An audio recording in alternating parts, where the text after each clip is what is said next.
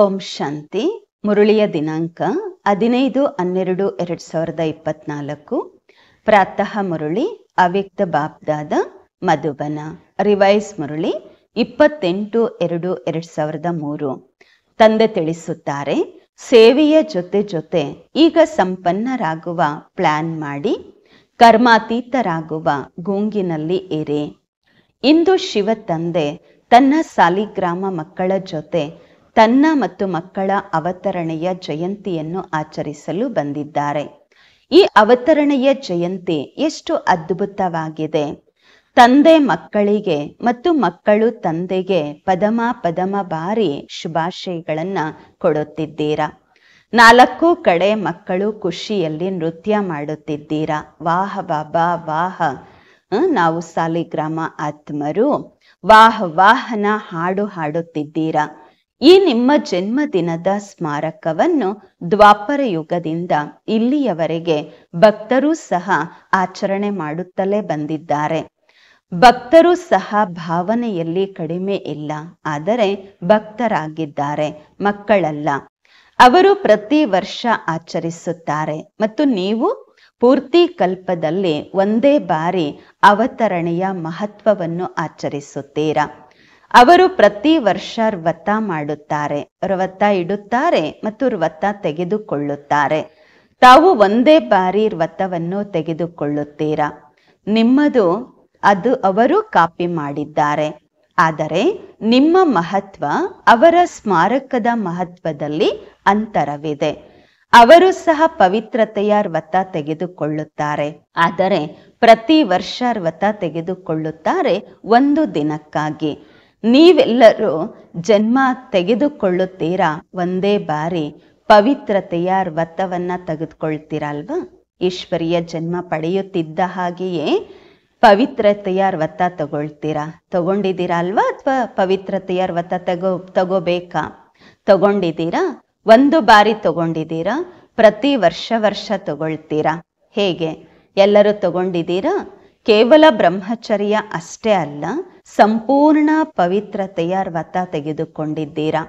ಪಾಂಡವರು ಸಂಪೂರ್ಣ ಪವಿತ್ರತೆಯ ವ್ರತ ಮಾಡುತ್ತಿದ್ದೀರಾ ಅಥವಾ ಕೇವಲ ಬ್ರಹ್ಮಚರ್ಯದಲ್ಲಿ ಚೆನ್ನಾಗಿದ್ದೀರಾ? ಬ್ರಹ್ಮಚರ್ಯವಂತೂ ತಳಪಾಯ, ಬೇಕೇ ಬೇಕು. ಆದರೆ ಕೇವಲ ಬ್ರಹ್ಮಚರ್ಯ ಅಷ್ಟೇ ಅಲ್ಲ, ಜೊತೆಯಲ್ಲಿ ಮತ್ತು 4 ಇದೆ. ಆ 4ರ ವ್ರತವನ್ನು ತಗೊಂಡಿದ್ದೀರಾ? ಕೇವಲ ಒಂದು ಅಷ್ಟೇ ವ್ರತ ತಗೊಂಡಿದ್ದೀರಾ? ಚೆಕ್ ಮಾಡ್ಕೊಳ್ಳಿ. ಕ್ರೋಧ ಮಾಡ್ಕೊಳ್ಳೋದಿಕ್ಕೆ ಅನುಮತಿ ಇದೆಯಾ? ಇಲ್ವಾ? ಅನುಮತಿ ಇಲ್ವಾ? ಇದೆಯಾ? ಸ್ವಲ್ಪ ಕ್ರೋಧ ಮಾಡ್ಕೋಬೇಕಾಗತ್ತಲ್ವಾ? ಅಥವಾ ಮಾಡ್ಕೋಬಾರ್ದಾ? ಹೇಳಿ ಪಾಂಡವರು. ಕೋಪ ಮಾಡ್ಕೊಳ್ಳಲ್ವಾ? ಮಾಡ್ಕೋಬೇಕಾಗತ್ತಾ? ಸರಿ, ಬಾಬ್ದಾದ ನೋಡ್ತಿದ್ದಾರೆ. ಕ್ರೋಧ ಇತ್ತು ಅಂದ್ರೆ ಬೇರೆ ಎಲ್ಲಾ ಸಾತಿಯರು ಏನಿದೆ ಮಹಾಭೂತವನ್ನ ತ್ಯಾಗ ಮಾಡಿದೀರಾ. ಆದ್ರೆ ಹೇಗೆ ಮಾತೆಯರು ಪ್ರವೃತ್ತಿಯವರಿಗೆ ದೊಡ್ಡ ಮಕ್ಕಳ ಜೊತೆ ಅಷ್ಟು ಪ್ರೀತಿ ಇರಲ್ಲ, ಮೋಹ ಇರಲ್ಲ, ಮಕ್ಕಳ ಜೊತೆ ಅಷ್ಟಿರಲ್ಲ, ಹಿರಿಯ ಮಕ್ಕಳಿದ್ದಾರೆ ಅಂದ್ರೆ. ಆದ್ರೆ ಮೊಮ್ಮಕ್ಕಳು ಮರಿಮಕ್ಕಳ ಜೊತೆಯಲ್ಲಿ ಬಹಳ ಮೋಹ ಇರತ್ತೆ, ಪ್ರೀತಿ ಇರತ್ತೆ. ಚಿಕ್ಕ ಮಕ್ಕಳು ಬಹಳ ಇಷ್ಟ ಆಗ್ತಾರೆ, ಪ್ರಿಯ ಅನ್ನಿಸ್ತಾರೆ. ಅಂದಾಗ ಬಾಬ್ದಾದರವರು ಸಹ ನೋಡ್ತಿದ್ದಾರೆ. ಮಕ್ಕಳಿಗೂ ಕೂಡ, ಬಾಬನ ಮಕ್ಕಳಿಗೂ ಕೂಡ ಈ ಪಂಚವಿಕಾರಗಳೆಂಬ ಮಹಾಭೂತಗಳೇನಿವೆ, ಮಹಾರೂಪ ಏನಿದೆ, ಅದರ ಜೊತೆ ಅಷ್ಟು ಪ್ರೀತಿ ಇಲ್ಲ. ದೊಡ್ಡ ವಿಕಾರಗಳ ಮೇಲೆ ಪ್ರೀತಿ ಕಡಿಮೆ ಇದೆ, ಕಡಿಮೆ ಆಗಿಬಿಟ್ಟಿದೆ. ಆದ್ರೆ ಈ ವಿಕಾರಗಳ ಮಕ್ಕಳು ಮೊಮ್ಮಕ್ಕಳಿದ್ದಾರೆ ಅಲ್ವಾ, ಚಿಕ್ಕ ಅಂಶ ಮಾತ್ರ, ವಂಶ ಮಾತ್ರ. ಅವುಗಳ ಜೊತೆ ಈಗಲೂ ಸ್ವಲ್ಪ ಪ್ರೀತಿ ಇದೆ. ಇದೇ ಪ್ರೀತಿ. ಆಗಾಗ ಪ್ರೀತಿ ಆಗ್ಬಿಡುತ್ತಲ್ವಾ? ಮಾತೆಯರು ಡಬಲ್ ಫಾರ್ನರ್ಸು, ಕೋಪ ಬರಲ್ವಾ? ಕೆಲವು ಮಕ್ಕಳು ಬಹಳ ಚತುರತೆಯಿಂದ ಮಾತನಾಡುತ್ತಾರೆ. ಹೇಳೋದಾ ಏನ್ ಹೇಳುತ್ತಾರೆ ಎಂದು ಹೇಳೋದಾ? ಒಂದ್ ವೇಳೆ ಹೇಳಿದ್ರೆ ಇವತ್ತು ಬಿಡ್ಬೇಕಾಗ್ ಬರತ್ತೆ. ಕ್ರೋಧವನ್ನ ಬಿಡ್ಬೇಕಾಗ್ ಬರತ್ತೆ, ವಿಕಾರಗಳನ್ನ ಬಿಡ್ಬೇಕಾಗ್ ಬರತ್ತೆ. ಇದೀರಾ ತಯಾರು? ಬಿಡ್ಲಿಕ್ ರೆಡಿ ಇದ್ದೀರಾ? ಅಥವಾ ಕೇವಲ ಫೈಲಲ್ಲಿ ಕಾಗದವನ್ನ ಜಮಾ ಮಾಡ್ತೀರಾ? ಹೀಗೆ ಪ್ರತಿ ವರ್ಷ ಮಾಡ್ತೀರಾ ಅಲ್ವಾ? ಪ್ರತಿಜ್ಞೆಯ ಫೈಲ್ ತಂದೆಯ ಬಳಿ ಬಹಳ ದೊಡ್ಡದಾಗ್ಬಿಟ್ಟಿದೆ. ಈಗಲೂ ಕೂಡ ಆ ರೀತಿ ಮಾಡಬೇಡಿ. ಒಂದು ಪ್ರತಿಜ್ಞೆಯ ಕಾಗದ ಫೈಲಲ್ಲಿ ಆಡ್ ಮಾಡ್ತಾ ಹೋಗೋದು, ಆ ರೀತಿ ಬೇಡ ಅಂತಾರೆ ಬಾಬಾ. ಫೈನಲ್ ಮಾಡಿ. ಫೈನಲ್ ಮಾಡ್ತೀರಾ ಅಥವಾ ಫೈಲಲ್ಲಿ ಇಡ್ತೀರಾ ಕಾಗದವನ್ನ? ಏನ್ ಮಾಡ್ತೀರಾ ಹೇಳಿ? ಟೀಚರ್ಸ್ ಏನ್ ಮಾಡ್ತೀರಾ? ಫೈನಲ್ಲ ಕೈ ಎತ್ತಿ ಅಂತಾರೆ ಬಾಬರವರು. ಕೈ ಮೇಲ್ ಮಾಡಿ. ಹಾಗೆಯೇ ಪ್ರತಿಜ್ಞೆ ಮಾಡಬಾರದು. ಬಾಬ್ದಾದರವರು ಮತ್ತೆ ಸ್ವಲ್ಪ ರೂಪವನ್ನು ಧಾರಣೆ ಮಾಡಿಕೊಳ್ಳುತ್ತಾರೆ, ಸರಿನಾ? ಡಬಲ್ ಫಾರ್ನರ್ಸು ಮಾಡ್ತೀರಾ ಫೈನಲ್ಲು? ಯಾರು ಫೈನಲ್ ಮಾಡ್ತೀರಾ ಅವರು ಕೈ ಮೇಲ್ ಮಾಡಿ. ಟಿವಿಯಲ್ಲಿ ಇವರ ಫೋಟೋ ತೆಗೀರಿ. ಚಿಕ್ಕ ತ್ರೇತಾಯುಗಿ ಕೈ ಎತ್ತಬೇಡಿ, ದೊಡ್ಡ ಕೈ ಎತ್ತಿ, ಒಳ್ಳೆಯದು, ಸರಿ. ಕೇಳಿ, ಬಾಬಾ ಮತ್ತು ಮಕ್ಕಳ ಮಾತು ಏನಿದೆ. ಬಾಬ್ದಾದ ಮುಗುಳ್ನಗುತ್ತಿರುತ್ತಾರೆ. ತಂದೆ ಹೇಳುತ್ತಾರೆ, ಕ್ರೋಧ ಯಾಕೆ ಮಾಡಿಕೊಳ್ಳುತ್ತೀರಾ? ಹೇಳ್ತಾರೆ, ನಾನ್ ಮಾಡ್ಕೊಂಡಿಲ್ಲ, ಆದ್ರೆ ಕ್ರೋಧ ಮಾಡಿಸಲಾಗತ್ತೆ. ಮಾಡ್ಕೊಳ್ಳಲ್ಲ, ಆದ್ರೆ ನನಗೆ ಕ್ರೋಧ ಮಾಡಿಸಲಾಗುತ್ತೆ ಎಂದು ಮಕ್ಕಳು ಹೇಳುತ್ತಾರೆ. ಈಗ ತಂದೆ ಏನ್ ಹೇಳೋದು? ಮತ್ತೇನ್ ಹೇಳುತ್ತಾರೆ? ಒಂದ್ ವೇಳೆ ನೀವು ಇದ್ದಿದ್ದೆ ಆದ್ರೆ ನಿಮಗೂ ಬರ್ತಾ ಇತ್ತು ಬಾಬಾ ಅಂತ ಮಕ್ಕಳು ತಂದೆಗೆ ಹೇಳ್ತಾರೆ. ಮಧುರಾತಿ ಮಧುರ ಮಾತಾಡ್ತಾರಲ್ವಾ? ಮತ್ತೆ ಹೇಳ್ತಾರೆ, ನಿರಾಕಾರದಿಂದ ಸಾಕಾರ ತನುವನ್ನ ತಗೊಂಡು ನೋಡಿ ಅಂತ ಬಾಬರವರಿಗೆ ಮಕ್ಕಳು ಹೇಳ್ತಾರೆ. ಹೇಳಿ, ಈ ರೀತಿ ಮಧುರ ಮಕ್ಕಳನ್ನ ತಂದೆ ಏನ್ ಹೇಳೋದು? ತಂದೆಗೆ ಮತ್ತೆಯೂ ದಯಾಹೃದಯ ಆಗ್ಬೇಕಾಗತ್ತೆ. ಹೇಳ್ತಾರೆ, ಸರಿ, ಈಗ ಕ್ಷಮಿಸ್ಲಾಗ್ತಾ ಇದೆ, ಆದ್ರೆ ಮುಂದಕ್ಕೆ ಕ್ರೋಧ ಮಾಡ್ಕೊಳ್ಬಾರ್ದು. ಆದ್ರೆ ಉತ್ತರ ಬಹಳ ಒಳ್ಳೊಳ್ಳೆಯ ಉತ್ತರವನ್ನ ಕೊಡುತ್ತಾರೆ.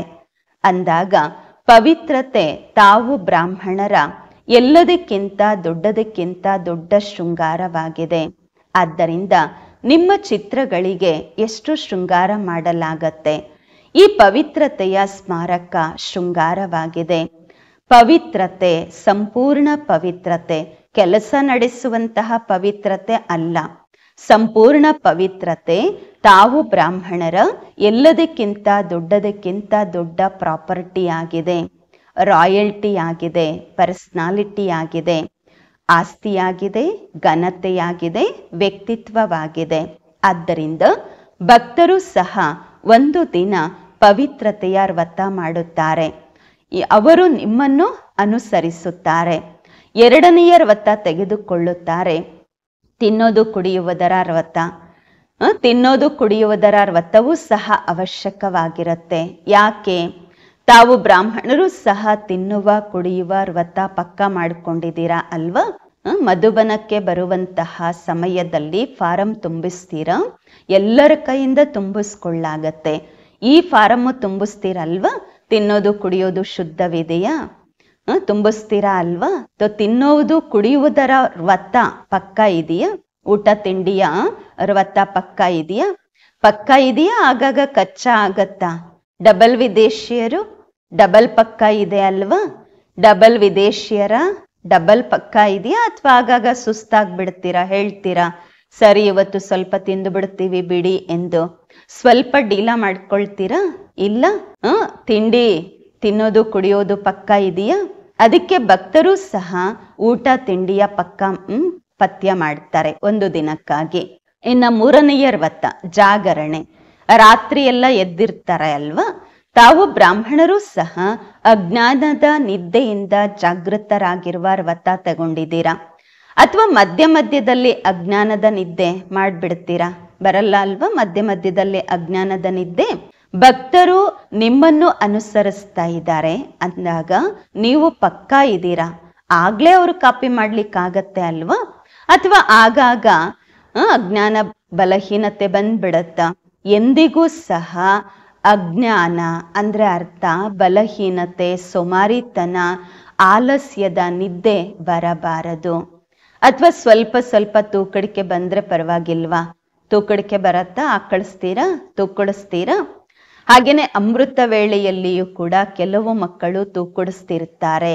ಆದ್ರೆ ಯೋಚನೆ ಮಾಡಿ, ನಮ್ಮ ಸ್ಮಾರಕದಲ್ಲಿ ಭಕ್ತರು ಏನೇನು ನಮ್ಮನ್ನ ಅನುಸರಿಸ್ತಾ ಇದ್ದಾರೆ, ಕಾಪಿ ಮಾಡ್ತಾ ಇದ್ದಾರೆ. ಅವರು ಅಷ್ಟು ಪಕ್ಕ ಇರ್ತಾರೆ, ಏನೇ ಆದರೂ ಸಹ ವ್ರತ ಮುರಿಯುವುದಿಲ್ಲ. ಇಂದಿನ ದಿನ ಭಕ್ತರು ವ್ರತ ಮಾಡ್ತಾರೆ, ತಿನ್ನೋದು ಕುಡಿಯೋದರ ವ್ರತನೂ ಮಾಡ್ತಾರೆ ಅಂದಾಗ ನೀವೇನ್ ಮಾಡ್ತೀರಾ? ಇವತ್ತು ಪಿಕ್ನಿಕ್ ಮಾಡ್ತೀರಾ? ಅವರು ವ್ರತ ಮಾಡ್ತಾರೆ, ನೀವು ಪಿಕ್ನಿಕ್ ಮಾಡ್ತೀರಾ, ಕೇಕ್ ಕತ್ತರಿಸ್ತೀರಾ ಅಲ್ವಾ, ಪಿಕ್ನಿಕ್ ಮಾಡ್ತೀರಾ. ಏಕೆಂದ್ರೆ ನೀವು ಜನ್ಮದಿಂದಲೇ ವ್ರತ ತಗೊಂಡಿದ್ದೀರಾ, ಅದಕ್ಕೋಸ್ಕರ ಇವತ್ತಿನ ದಿನ ಪಿಕ್ನಿಕ್ ಮಾಡ್ತೀರಾ. ಬಾಪ್ದಾದ ಈಗ ಮಕ್ಕಳಿಂದ ಏನು ಬಯಸುತ್ತಾರೆ ಗೊತ್ತಿದೆಯಾ?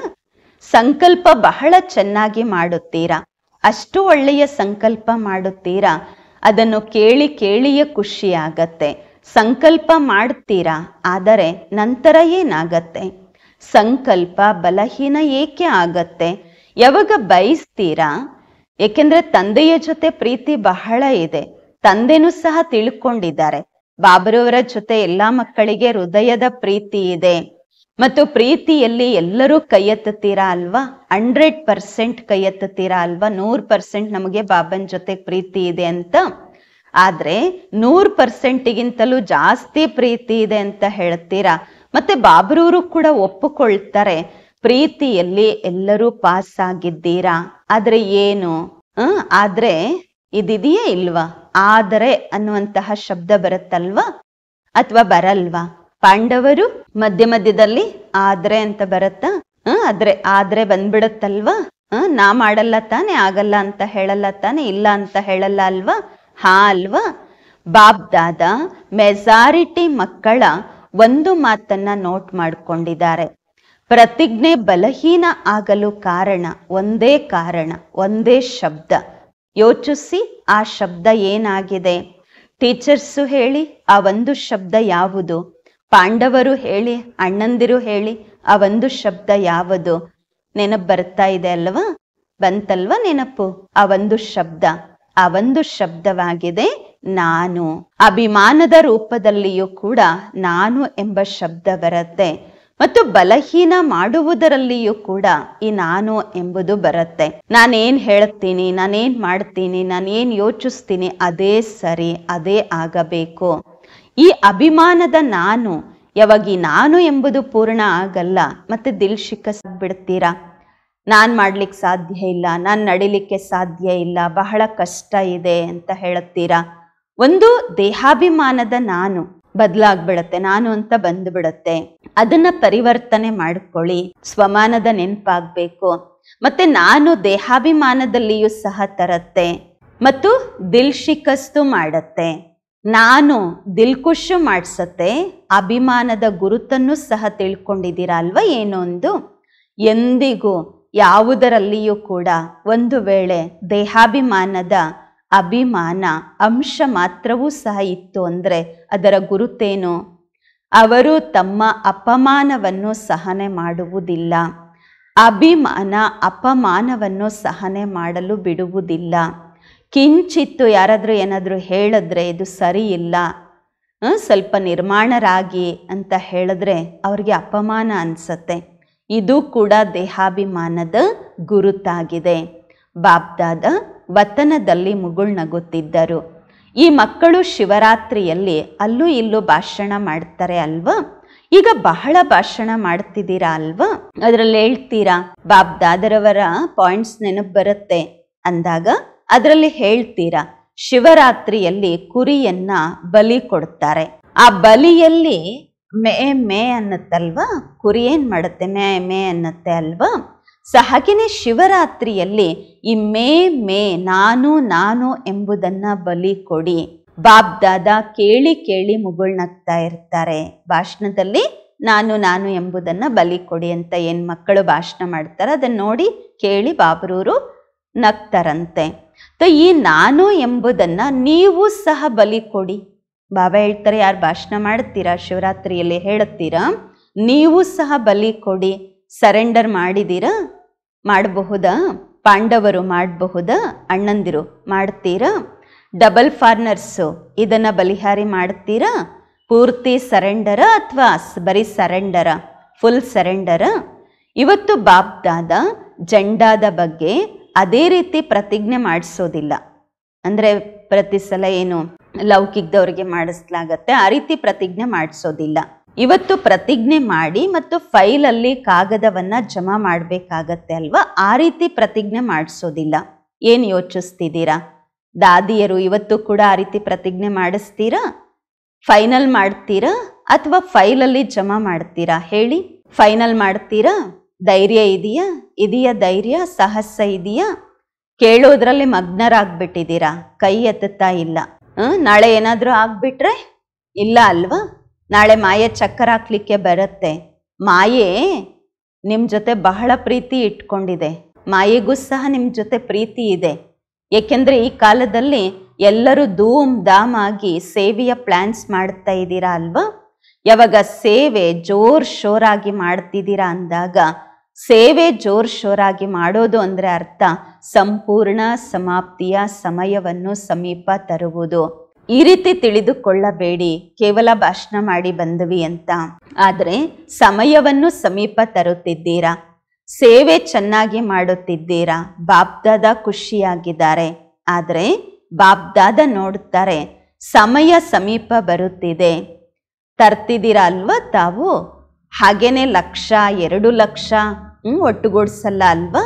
ಸಮಯವನ್ನ ಸಮೀಪ ತರ್ತಿದ್ದೀರಾ. ಈಗ ಗುಜರಾತ್ನವರು ಮಾಡಿದ್ದೀರಾ, ಬಾಂಬೆಯವರು ಮಾಡ್ತೀರಾ, ಮತ್ತಷ್ಟು ಎಲ್ಲರೂ ಮಾಡ್ತಿರ್ತೀರಾ. ಸರಿ, 1 ಲಕ್ಷ ಆಗಲ್ಲ ಅಂದರೆ 50,000 ಆದರೂ ಪರವಾಗಿಲ್ಲ. 50,000 ಜನಕ್ಕಾದ್ರೂ ಸಂದೇಶ ಕೊಡ್ತಿದ್ದೀರಾ ಅಂದಾಗ ಸಂದೇಶದ ಜೊತೆಗೆ ಸಂಪನ್ನತೆಯನ್ನು ಕೂಡ ತನ್ನಿ. ಅದರ ತಯಾರಿನೂ ಕೂಡ ತಯಾರಿ ಇದೆಯಾ? ವಿನಾಶವನ್ನು ಕರೆಯುತ್ತಿದ್ದೀರಾ ಅಂದಾಗ ತಯಾರಿ ಇದೆಯಾ? ದಾದಿ ಕ್ವಶನ್ ಮಾಡಿದ್ರು, ಈಗ ಏನು ಅಂತಹ ಪ್ಲಾನ್ ಮಾಡೋದು? ಬೇಗ ಪ್ರತ್ಯಕ್ಷತೆ ಆಗಬೇಕು ಎಂದು. ಬಾಬ್ದಾದ ಹೇಳ್ತಾರೆ, ಪ್ರತ್ಯಕ್ಷತೆಯಂತೂ ಸೆಕೆಂಡಿನ ಮಾತು. ಆದರೆ ಪ್ರತ್ಯಕ್ಷತೆಗಿಂತ ಮುನ್ನ ಬಾಬ್ದಾದ ಕೇಳ್ತಾರೆ, ಸ್ಥಾಪನೆಯವರು ರೆಡಿ ಇದ್ದೀರಾ?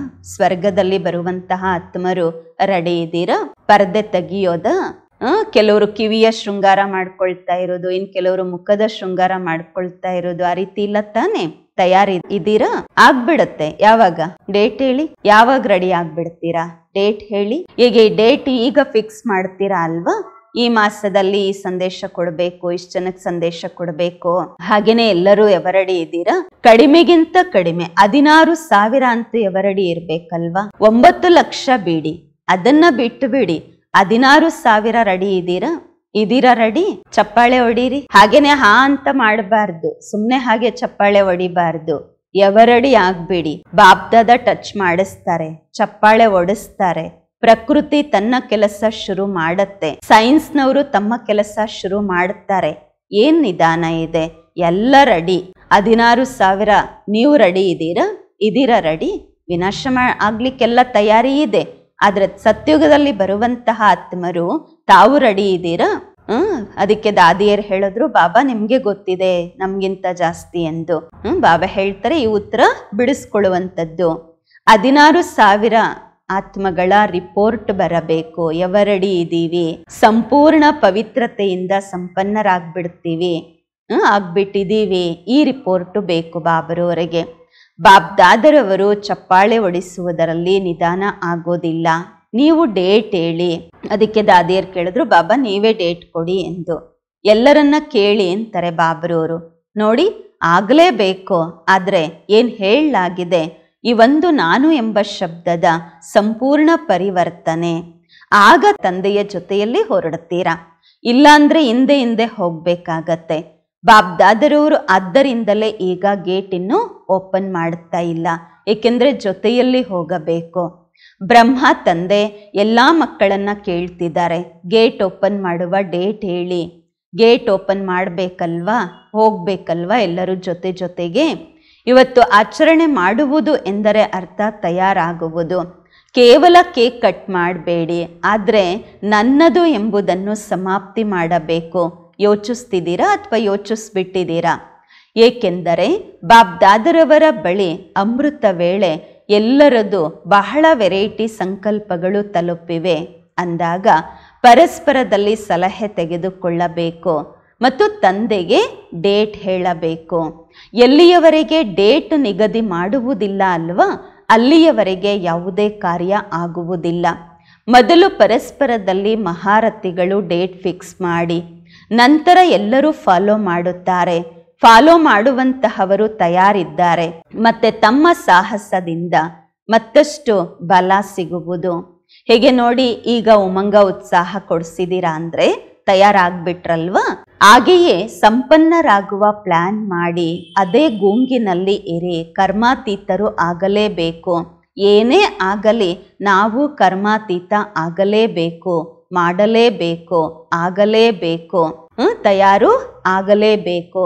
ಸೈನ್ಸ್ನವ್ರದ್ದು ಶಬ್ದ ಇದೆ, ವಿನಾಶ ಮಾಡುವಂತಹವರ ಶಬ್ದ ಬಾಬನ ಕಿವಿಗಳಿಗೆ ಕೇಳಿಸುತ್ತಿದೆ.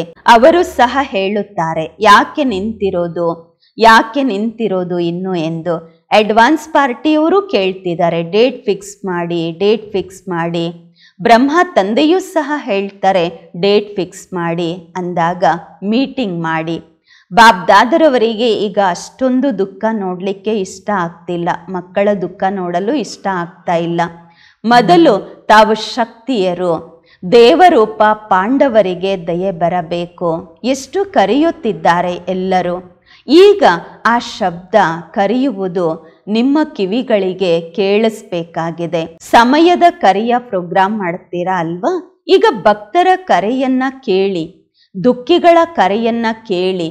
ಸೇವೆಯಲ್ಲಿ ನಂಬರ್ ಚೆನ್ನಾಗಿದೆ, ಇದಂತೂ ಬಾಬ್ದಾದ ನೋಡಿ ಸರ್ಟಿಫಿಕೇಟ್ ಕೊಡ್ತಿದ್ದಾರೆ, ಕೊಡ್ತಾರೆ.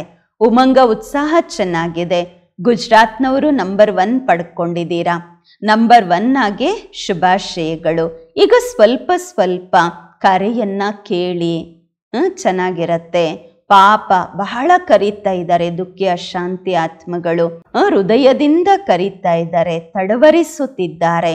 ಸೈನ್ಸ್ನವರು ಕೂಡ ಬಹಳ ಕಿರುಚ್ತಾ ಇದ್ದಾರೆ, ಯಾವಾಗ ಮಾಡೋದು, ಯಾವಾಗ ಮಾಡೋದು, ಯಾವಾಗ ಮಾಡೋದು, ವಿನಾಶ ಯಾವಾಗ ಮಾಡೋದು, ಕರೀತಾ ಇದ್ದಾರೆ. ಇವತ್ತು ಬಲೆ ಕೇಕ್ ಕಟ್ ಮಾಡಿ, ಆದ್ರೆ ನಾಳೆಯಿಂದ ಈ ಕರೆಯನ್ನ ಕೇಳಬೇಕು. ಆಚರಣೆ ಮಾಡೋದಂತೂ ಸಂಗಮ ಯುಗದ ಪದ್ಧತಿಯಾಗಿದೆ, ಶುಭ ಸಮಯವಾಗಿದೆ. ಒಂದು ಕಡೆ ಆಚರಣೆ ಮಾಡೋದು, ಮತ್ತೊಂದು ಕಡೆ ಆತ್ಮಗಳನ್ನ ತಯಾರು ಮಾಡೋದು. ಈ ಕಾರ್ಯ ಮಾಡಬೇಕು. ಒಳ್ಳೆಯದು. ಏನ್ ಕೇಳಿದ್ರಿ? ನಿಮ್ಮ ಗೀತೆ ಇದೆ ಅಲ್ವಾ, ದುಃಖಿಯರ ಮೇಲೆ ಸ್ವಲ್ಪ ದಯೆ ತೋರಿಸಿ ಎಂದು. ನಿಮ್ಮ ವಿನಃ ಬೇರೆ ಯಾರೂ ದಯೆ ತೋರಿಸಲು ಸಾಧ್ಯವಿಲ್ಲ. ಆದ್ದರಿಂದ ಈಗ ಸಮಯ ಪ್ರಮಾಣ ದಯೆಯ ಮಾಸ್ಟರ್ ಸಾಗರ ಆಗಿರಿ. ಸ್ವಯಂ ಮೇಲೆಯೂ ದಯೆ, ಅನ್ಯ ಆತ್ಮರ ಪ್ರತಿಯೂ ಕೂಡ ದಯೆ ಬರಬೇಕು. ಈಗ ತಮ್ಮ ಈ ಸ್ವರೂಪ ಲೈಟ್ ಹೌಸ್ ಆಗಿ ಭಿನ್ನ ಭಿನ್ನ ಲೈಟ್ಸ್ನ ಕಿರಣಗಳನ್ನ ಕೊಡಿ. ಪೂರ್ತಿ ವಿಶ್ವದ ಅಪ್ರಾಪ್ತ ಆತ್ಮಗಳಿಗೆ ಪ್ರಾಪ್ತಿಯ ಅಂಚಲಿಯ ಕಿರಣಗಳನ್ನು ಕೊಡಿ. ಒಳ್ಳೆಯದು. ಸರ್ವ ಸಾಕ್ಷಾತ್ ಬ್ರಹ್ಮಮೂರ್ತ ಶ್ರೇಷ್ಠ ಆತ್ಮರಿಗೆ, ಸದಾ ಉಮಂಗ ಉತ್ಸಾಹದಲ್ಲಿರುವ ತಂದೆಯ ಸಮೀಪ ಆತ್ಮರಿಗೆ, ಸದಾ ಸರ್ವ ಹೆಜ್ಜೆ ತಂದೆಯ ಸಮಾನ ಮಾಡುವಂತಹ ಮಕ್ಕಳಿಗೆ, ಅಂದ್ರೆ ಪ್ರತಿ ಸಂಕಲ್ಪ ಮಾತು ಕರ್ಮ ತಂದೆಯ ಸಮಾನ ಮಾಡುವ ಮಕ್ಕಳಿಗೆ, 4 ಕಡೆಯ ಬ್ರಾಹ್ಮಣ ಮಕ್ಕಳಿಗೆ, ಶುಭಾಶಯಗಳಿಗೆ ಪಾತ್ರರಾಗಿರುವಂತಹ ಮಕ್ಕಳಿಗೆ, ಸದಾ ಏಕಾಗ್ರತೆಯ ಶಕ್ತಿ ಸಂಪನ್ನ ಆತ್ಮರಿಗೆ, ಬಾಬ್ದಾದರವರ ನೆನಪು ಪ್ರೀತಿ ಪದಮ ಪದಂ ಗುಣ ಜನ್ಮದ ಶುಭಾಶಯಗಳು, ಶುಭಾಶಯಗಳು, ಶುಭಾಶಯಗಳು ಮತ್ತು ನಮಸ್ತೆ. ನಾವು ಆತ್ಮಿಕ ಮಕ್ಕಳಿಂದ ಆತ್ಮಿಕ ಮಾತ್ಪಿತಾ ಬಾಬ್ದಾದರವರಿಗೆ ನೆನಪು ಪ್ರೀತಿ ಬೆಳಗಿನ ವಂದನೆಗಳು ಹಾಗೂ ನಮಸ್ಕಾರಗಳು, ಶುಭಾಶಯಗಳು ಬಾಬಾ, ಶುಭಾಶಯಗಳು. ಪ್ರೀತಿಯ ಅವ್ಯಕ್ತ ಬಾಬ್ದಾದ ತನ್ನ ಹಸ್ತಗಳಿಂದ ಶಿವಧ್ವಜಾರೋಹಣ ಮಾಡಿದರು. ಎಲ್ಲರಿಗೂ ಶುಭಾಶಯಗಳನ್ನ ಕೊಟ್ಟರು. ತಂದೆ ಹೇಳುತ್ತಾರೆ, ಇಂದಿನ ದಿನ ತಮ್ಮೆಲ್ಲರಿಗೂ ತಮ್ಮ ಜನ್ಮದಿನದ ಶುಭಾಶಯಗಳು ಕೊಡಲಾಗಿದೆ ಮತ್ತು ತೆಗೆದುಕೊಳ್ಳಲಾಗಿದೆ. ಮತ್ತೆ ಜೆಂಡಾನು ಸಹ ಹಾರಿಸಲಾಗಿದೆ. ಆದ್ರೆ ಈಗ ಆ ದಿನವನ್ನು ಬೇಗ ತರಬೇಕು. ವಿಶ್ವದ ಗ್ಲೋಬಿನ ಮೇಲೆ ಸರ್ವ ಆತ್ಮರು ನಿಂತು ನಿಮ್ಮೆಲ್ಲರ ಮುಖದಲ್ಲಿ ತಂದೆಯ ಧ್ವಜವನ್ನು ನೋಡಬೇಕು. ಬಟ್ಟೆಯ ಧ್ವಜ ಅಂತೂ ನಿಮಿತ್ತ ಮಾತ್ರವಾಗಿದೆ. ಆದರೆ ನೀವು ಒಂದೊಂದು ಮಗುವಿನ ಮುಖ ತಂದೆಯ ಚಿತ್ರವನ್ನು ತೋರಿಸಬೇಕು. ಈ ರೀತಿ ಜೆಂಡಾ ಹಾರಿಸಬೇಕು. ಆ ದಿನವೂ ಸಹ ಬಹಳ ಬಹಳ ಬಹಳ ಬೇಗ ತರಬೇಕು, ಬರಬೇಕು. ವರದಾನ: ಹದ್ದಿನ ರಾಯಲ್ ಇಚ್ಛೆಗಳಿಂದ ಮುಕ್ತರಾಗಿದ್ದು ಸೇವೆ ಮಾಡುವಂತಹ ನಿಸ್ವಾರ್ಥ ಸೇವಾದಾರಿಗಳಾಗಿರಿ. ಹದ್ದಿನ ರಾಯಲ್ ಇಚ್ಛೆಗಳಿಂದ ಮುಕ್ತರಾಗಿದ್ದು ಸೇವೆ ಮಾಡುವಂತಹ ನಿಸ್ವಾರ್ಥ ಸೇವಾದಾರಿ ಆಗಿರಿ. ವರದಾನದ ವಿಶ್ಲೇಷಣೆ: ಹೀಗೆ ಬ್ರಹ್ಮ ತಂದೆ ಕರ್ಮದ ಬಂಧನದಿಂದ ಮುಕ್ತರು ಭಿನ್ನರಾಗಿರುವ ಸಾಕ್ಷಿ ಕೊಟ್ಟರು. ಸೇವೆಯ ಸ್ನೇಹದ ವಿನಃ ಮತ್ತೆ ಯಾವುದೇ ಬಂಧನ ಇರಲಿಲ್ಲ. ಸೇವೆಯಲ್ಲಿ ಏನು ದಿನ ರಾಯಲ್ ಇಚ್ಛೆಗಳಿರುತ್ತೆ, ಅದು ಕೂಡ ಲೆಕ್ಕಾಚಾರದ ಬಂಧನದಲ್ಲಿ ಬಂಧಿಸುತ್ತದೆ. ಸತ್ಯ ಸೇವಾದಾರಿ ಈ ಲೆಕ್ಕಾಚಾರದಿಂದಲೂ ಕೂಡ ಮುಕ್ತರಾಗಿರುತ್ತಾರೆ. ಹೀಗೆ ದೇಹದ ಬಂಧನವಿದೆ, ದೇಹದ ಸಂಬಂಧದ ಬಂಧನವಿದೆ. ಹಾಗೆಯೇ ಸೇವೆಯಲ್ಲಿ ಸ್ವಾರ್ಥವಿದ್ದರೆ ಅದು ಸಹ ಬಂಧನ. ಈ ಬಂಧನದಿಂದ ಅಥವಾ ರಾಯಲ್ ಲೆಕ್ಕಾಚಾರದಿಂದಲೂ ಕೂಡ ಮುಕ್ತರು ನಿಸ್ವಾರ್ಥ ಸೇವಾದಾರಿಗಳಾಗಿರಿ. ಸ್ಲೋಗನ್: ಪ್ರತಿಜ್ಞೆಗಳನ್ನು ಫೈಲಲ್ಲಿ ಇಡಬೇಡಿ, ಫೈನಲ್ ಆಗಿ ತೋರಿಸಿರಿ. ಪ್ರತಿಜ್ಞೆಗಳನ್ನು ಫೈಲಲ್ಲಿ ಇಡಬೇಡಿ, ಫೈನಲ್ ಆಗಿ ತೋರಿಸಿರಿ. ಇಂದಿನ ಅವ್ಯಕ್ತ ಇಶಾರೆ: ಸಂಗಮಯುಗದ ವಿಶೇಷತೆಯಾಗಿದೆ ಸಂತುಷ್ಟತೆ. ಇದು ಬ್ರಾಹ್ಮಣ ಜೀವನದ ವಿಶೇಷ ಪ್ರಾಪ್ತಿಯಾಗಿದೆ. ಸಂತುಷ್ಟತೆ ಮತ್ತು ಪ್ರಸನ್ನತೆ ಇಲ್ಲವೆಂದರೆ ಬ್ರಾಹ್ಮಣರಾಗಿರುವುದರ ಲಾಭವೇ ಇಲ್ಲ. ಆದ್ದರಿಂದ ಸಂತುಷ್ಟರಾಗಿರಿ ಮತ್ತು ಎಲ್ಲರನ್ನೂ ಸಂತುಷ್ಟಪಡಿಸಿರಿ. ಇದರಲ್ಲಿಯೇ ಸತ್ಯವಾದ ಸುಖವಿದೆ. ಇದೇ ಸತ್ಯವಾದ ಸೇವೆಯಾಗಿದೆ. ವಿಶೇಷ ಸೂಚನೆ: ಇಂದು ತಿಂಗಳ 3ನೇ ಭಾನುವಾರ, ಅಂತಾರಾಷ್ಟ್ರೀಯ ಯೋಗ ದಿನವಾಗಿದೆ. ಎಲ್ಲ ಪರಿವಾರದ ಅಣ್ಣಂದಿರು ಅಕ್ಕಂದಿರು ಸಂಘಟಿತ ರೂಪದಲ್ಲಿ ಸಂಜೆ 6:30ರಿಂದ 7:30ರವರೆಗೆ ವಿಶೇಷವಾಗಿ ಮೂಲವತನದ ಆಳವಾದ ಶಾಂತಿಯ ಅನುಭವ ಮಾಡಬೇಕು. ಮನಸ್ಸು ಬುದ್ಧಿಯನ್ನು ಏಕಾಗ್ರ ಮಾಡಿ ಜ್ವಾಲಾ ಸ್ವರೂಪದಲ್ಲಿ ಸ್ಥಿತರಾಗಿ ಸಂಪನ್ನತೆ ಮತ್ತು ಸಂಪೂರ್ಣತೆಯ ಅನುಭವ ಮಾಡಬೇಕು. ಓಂ ಶಾಂತಿ.